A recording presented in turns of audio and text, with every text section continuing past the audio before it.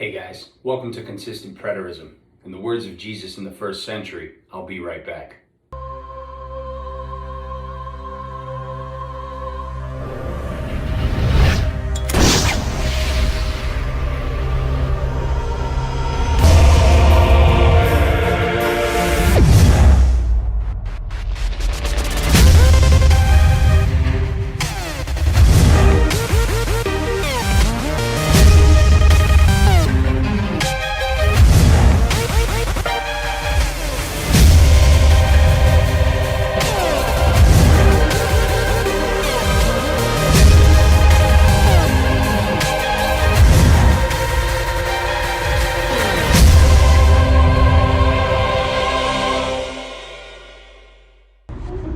Well, hello everybody and welcome to my show. My name is Jason DaCosta and this is Consistent Preterism. Thank you for joining me today. I hope you're all having a great day. It is Woman Crush Wednesday. No, actually, today is Thursday. It is Throwback Thursday. I cannot believe that I just forgot what day it is. Just goes to show you that I'm a busy man. Anyways, I wanted to yap a little bit today. Few little El Topicos. Firstly, I wanted to give a shout out to Maddie Simon, because obviously I've begun my Maddie Simon critique series, and Maddie Simon, however much of a coward he is on his own pages, right? Because he's probably got a few fans, you know, a couple people that like his deluded way of explaining the Bible. But he doesn't allow people to comment on his YouTube channel or his Facebook page or anything. And anybody who disagrees with him, anybody IO, he's become the Indian Don K. Preston. Because Don K. Preston takes the same suit, follows the same suit, and doesn't allow any IO arguments to be seen on his channels. Right? You cannot get an IO word in edgewise on Don's YouTube channel. He just will not allow it. He sits back like Dikembe Mutombo and he swats it out of the ballpark.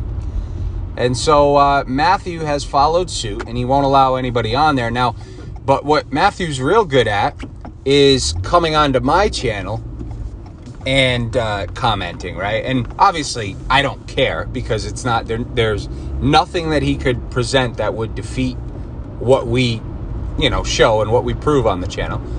But he did this a lot in yesterday's part one, and he put forth a bunch of little comments about, and I liked how he kind of signed off on his comments, like he would sign off like, through the Lord and Savior Jesus Christ. Like, in other words, he's writing an epistle. He's like Paul the Apostle in the first century. He's drinking that religious juice again. And so Matthew has commented, and one of the things that I noticed about his comments that seems to be a pretty common theme in these little fireback comments that he makes is he is sort of implying that the reason why we are critiquing his videos is because we are threatened by them. We are threatened by them. Now, I guess the same should be said about Matthew if you really think about it, right? I mean, well, let's back that up a little bit. People tell me all the time that in these Facebook groups, these preterist groups, even in a lot of the futurist groups now, the IO people have infiltrated and they've started to share things that are getting a lot of people's interests up. And so the discussion, especially in the preterist groups, has basically been all about IO. It's over the last couple of years, that's really all people talk about. It's all they argue about. It's all they try to argue about and debate about. Because they want to know, right? They know that IO makes really good points, so they want to know. They want to engage it. They want to see it, right? They want to try to make sure that it's not true. Oh, no. Well, I think Matthew's guilty of what he's accusing us of doing, right? And what I mean by that is, you notice how all of Matthew's teachings subtly try to disprove IO. Like, sometimes he doesn't even know that he's doing it. And he puts forth a teaching. But in other words, it's on his brain. It's on his mind. It's all he thinks about. And so he's set out to disprove it. And obviously it's gone very bad, which you're going to see here coming up in the next few episodes. But it's just wackadoodle. All right. So he claims that we are obsessed with him because we're threatened by him. But the reality is that he's obsessed with IO because he's threatened by IO. That's the real truth. So you might ask, well, then why critique the guy, right? Just let him exist in his little 2-fan club, and the two same people that comment on his videos, just let them enjoy it. Well, the reason why I'm doing these critiques is because nobody is dumb enough to do videos like Matthew. You don't see Don Preston doing it. You don't see Big Billy Bell doing it. Joe Simpson fell off the liquor wagon. He's not doing it. He did it for a short time. Let's see, Frank Spear did it for a short time back in the day and just got winded and just could not keep up with the arguments and just got really kind of like out of it. Like, he just couldn't do it anymore. He realized he was just being completely unnatural and it just was being forced. So he just vanished, right? But nobody puts forth anti-IO films and productions because they know that IO would be on it like white on rice. All right. So Matthew, being as ridiculous and naive and kind of wackadoodle as he is now putting forth these anti-IO videos. And so why not, right? Why wouldn't IO take notice of that? Of course IO wants to take notice of that, because when IO can look at that and broadcast that, like I've been doing, now you kind of like wonder, right? Like if it was true what Matthew said, that IO and me and everybody's threatened by his new position, his new theology, well, why would I be sharing it on my channel, right? Like if I was threatened, like, oh God, Maddie's got the golden sauce, right? He's got he's got the the good stuff, and he's the one that's going to put IO out of business, right? And IO's not even in business because there's no business here. But you get what I'm saying. If Matthew's theology was so threatening, don't you think that I would not play it on my channel like I'm about to do over these next, I don't know, few audios?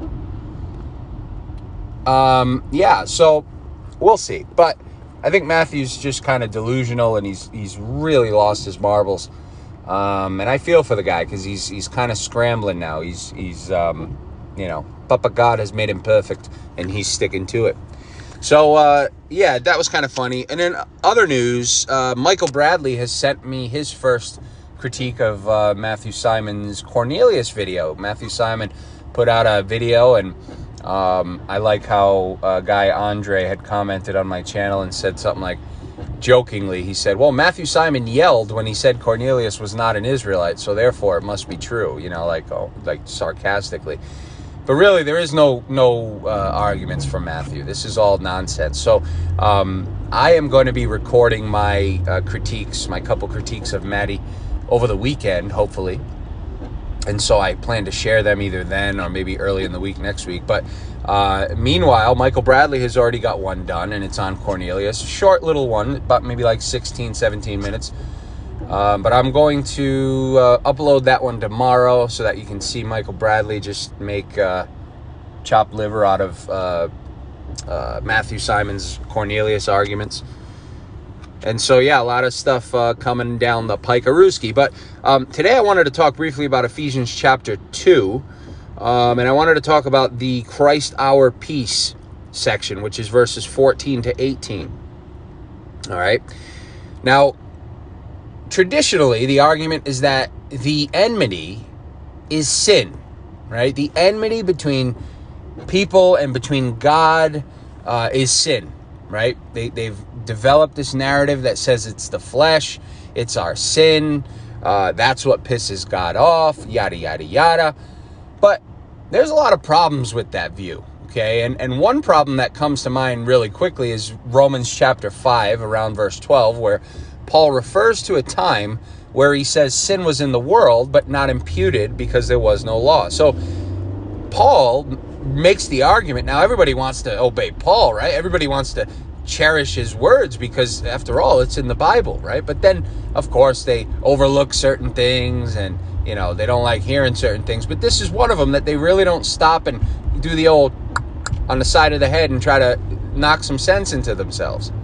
Because Paul is taking his audience back to a time in history where he says that sin was in the world, but was not imputed because there was no law. So the traditional view has a big problem here, because the traditional view says that sin is the problem, sin is the enmity, sin is the curse, It's all about sin, sin, sin, sin, sin. But yet Paul says that sin was in the world and not even imputed because there was no law at one point in the past. So what was Paul talking about? Well, Paul is obviously referring back to the scene that we find in the Garden of Eden with Adam. And Adam's eyes were closed. He was naked and unashamed. He was walking without any guilt. He was in the garden, blah, blah, blah. Okay, that's what his eyes being closed, naked and unashamed means. Sin was in the world, but no imputation. Well, guess when the sin was imputed? Well, when the law came, right? Do not eat. God gave him the single commandment. A commandment that, as Paul said, was supposed to bring life, but ended up bringing death. Because when the commandment came, sin took opportunity by that commandment, as Paul says in Romans 7, I believe it is. And with it, it brought the death. So the idea is that the law was the ministry of death and condemnation. The law, as Paul said, is what gave sin its strength. It's what gave sin its sting. The strength of sin is the law, says Paul. So are we starting to change our mind a little bit and start to realize that, wow, maybe it's actually the law that is the curse. Maybe it's actually the law that's in question here, not sin. Because again, if you say it's sin, then you need to battle it out with Paul, because Paul makes it very clear that sin was in the world without the law, and it wasn't imputed because there was no law. So it's not sin, folks. It's sin coupled with the law. Okay, and the enmity that we're going to see here is not sin in Ephesians chapter 2. All right. So in verse 14, Paul says this. Now, remind you, he had just got done telling these Israelites in Ephesus. He said, remember, you were once Gentile in the flesh. In other words, you were uncircumcised. Okay, that's all that means. That doesn't mean by birth, as Matthew says, birth. Matthew finds the one translation in the whole world that actually translates, I think it's like the NIV or the NLT or something, that translates in the flesh as by birth or by birth, as he says. It's not by birth, okay? It's Gentile in the flesh. And all it's simply referring back to is that statement, in the flesh, which we see that at the beginning when God commands Abraham to be circumcised. And what does God tell Abraham about that circumcision agreement and covenant? He says, this will be in your flesh for an everlasting covenant. In your flesh. All right, so in the wiener. That's where the covenant was established, in the circumcision of the wiener. So here's Paul telling these elect ones in Ephesus that they were once Gentile in the wiener. Okay, they were once uncircumcised. He tells them that, Christ has, they were aliens to the covenants. They were outside of the commonwealth of Israel, but through Christ's blood, they had been brought near. So these are Israelites who were uncircumcised. They were dead in the trespasses and sins. They were so far buried out in the nations, having neglected the law. But like he says in Romans 2, perhaps every once in a while, doing something that the law of Moses actually commanded, therefore showing that the work of the law is written on their hearts. And we know who had the law written on the hearts, right? Just go read Jeremiah 31. It was Israel. It wasn't anybody else. No pagans are ever said to have the law written on their hearts. That's a Christian thing. That's a Christian thing. That's not a biblical thing. So, these ones, Christ has brought them back. And Paul kind of ties in with what Peter says in Acts 2 here in Ephesians chapter 2, verse 13, when he says, Christ Jesus has brought you who were afar off near by the blood of Christ. So again, Peter tells them, Israelites, the promise is to you, your children, and all of you who are afar off. Well, these are the ones who are afar off here that Paul is writing to. Okay? I mean, it just, the evidence runs deep here. Okay? We could keep tying things together. But in verse 14, he goes on, he says, for he, Christ himself, is our peace, who has made both one. Made both one. And has broken down the middle wall of separation, having abolished in his flesh the enmity, that is, the law of commandments contained in ordinances, so as to create in himself one new man from the two, thus making peace. Now, folks, Paul tells us very clearly here what the enmity is, does he not? He says it's the law. And for anyone out there who wants to say this is a moral heart law, okay, just some general heart law. By the way, nobody that I've ever spoken to can define what that moral heart law is. They just say, yeah, we have a law in our hearts, Okay, they throw out a couple examples like don't murder people. Oh, that's great. Thanks for that. Don't murder people, right?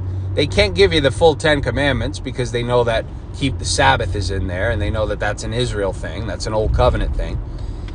Keep it holy, keep that day holy. Like most Christians do not abide by that commandment. They just don't. So you ask these people what laws are they actually under, and they can't define them. They cannot define them. I challenge you to go out and ask your favorite Christian friend what laws they are under today. What laws are on their heart, and be specific about it, right? Because it doesn't make any sense to just have like an imaginary law that you can't define, right? I mean, as citizens of certain states and counties, we know what our laws are, right? We know what they're all codified for us. We can go to a place, we can read them, we can see what's expected and demanded from us. Well, according to the Christian view, you really can't do that with God.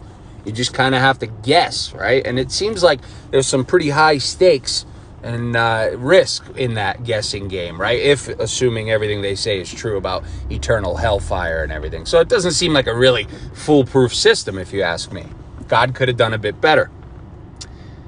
But obviously we know that this general heart law, moral heart law nonsense is not in view here, because the enmity, the law that Paul speaks of here, he defines for us as, or he defines for them as, the law of commandments contained in ordinances.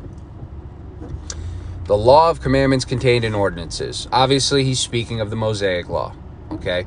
And we know he is because places like Galatians, he refers to the same thing. He says, cursed is everyone who does not do all things which are written in the book of law. In the book of law, okay? So obviously, he's still talking about the book of law.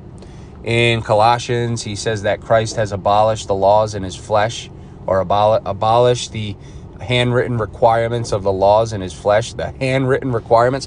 You see a theme with Paul, right? His focus is always on this book, this handwritten laws, these ordinances, these commandments. It's on Israel's law, okay? It's on Israel's law. So the enmity here in Ephesians chapter 2 is not some general heart law. It's the book of law. It's the laws of commandments contained in ordinances. It's Israel's old covenant law, okay? Now, we have to actually use our heads here and ask ourselves, who would have enmity? Who would have arguments? Who would have conflict? Who would have debates? Who would be in disagreement over the law of Moses, right? Now, again, we have to remember, this is not some heart law, okay? There's no enmity over a person's imaginary heart law, okay? That's just stupid. The enmity that Paul is speaking of here is the written law, the book of law, the Mosaic law, okay? Israel's law, the old covenant law. That's what he's focused on. So who would have enmity over that law? Who would have disagreements over that law? Would a Chinaman be upset with a Jew over the law of Moses? That's stupid, right? Would an American be angry over the law of Moses with a Jew? That's dumb, right? Well, remember now, like, this is what I'm trying to get people to understand here is like, if this is a book that's relative to us today, well, that would have to be true, right? That would have to be true. In other words, the pagan world, because he's writing to these supposedly pagans in Ephesus, you know, like all these people in these countries today would have to have enmity over the law of Moses, right? That's what would have to be true if this was relative to people today. Because people look at these books and they take everything they say and apply it to themselves. So this has to be applicable as well. So when Paul says that the enmity over the laws contained in commandments and ordinances, in other words, the book of law, as he says, the handwritten requirements of the book of law, that's the enmity over that. There'd have to be enmity. Like, you'd have to be sitting here in America angry over those laws, over that book of law. You'd have to be upset. You'd have to have anger towards the Jews about them, right? Like, there'd have to be some sort of conflict over the Mosaic law today in order for this to be relevant. Now, if you say that that is the case, then you deserve a Timberland boot size 13 right up there, okay? Because you're a bonehead. All right, you're an absolute bonehead. with all due respect, of course. Okay, this has no relevance to people today. And in its context, when it did have a shred of relevance, it was all about the enmity and the disagreement over the law. Now, who might that be, you ask? Well, that is the Jew and the Gentile, but not outside of the confines of Israel. Because remember, we have tons of proof, both in the Bible and outside, that there were Israelites everywhere in those days. Dispersed Israelites living all over the known world. Greek, Hellenized Israelites who had left the covenant, who had abandoned the laws, who had given up the Sabbath days, who had stopped circumcising their children, who had actually reversed their own circumcision, which sounds very painful. Okay? There's abundant proof of this. And lest we forget, the Bible itself shows exactly who this was. Remember when Jesus in John chapter 7 was speaking, I believe it is, to the Pharisees, and he said he had to go, and where he was going, they couldn't come, and they looked at each other, and what did they say? These are the Jews. They said, where does he intend to go that we cannot go? Is he going to go to the dispersion amongst the Gentiles and teach them? Wow. So what does that show you? That shows you that there is enmity between the Jews and the dispersed ones. Because the Jews are saying, where does he intend to go that we are not allowed to go? Well, where were these Jews not allowed to go? Well, we see it all throughout the Gospels, right? They literally had to go the long way so that they avoided their brethren out there, right? These ones that they would consider unclean and sort of outside of the covenants of promise and alienated, and the prodigal son type Israelites, if you will, right? So we see that they knew that the dispersed Israelites were out in the nations, and they were sort of questioning, because there's obviously this rumor that Jesus was the Savior of Israel and he's here. And so they knew that there was going to be a restoration of these people. And so they're asking each other, saying, hey, what if this guy is really who he claims to be? Is he going to those dispersed ones to teach them? Right? So that shows very clearly, A, that the Israelites were dispersed, and B, that there was enmity between them and the Jews. Right? Unless we forget places like John 10, where we have Jesus saying he came for them, the sheep. He's speaking to the Jews. But he tells the Jews he has sheep also not of this fold, and them too he must go and get. Again, showing the Jew versus the scattered one distinction within the gospel mission. Okay? That's the ones who had the enmity.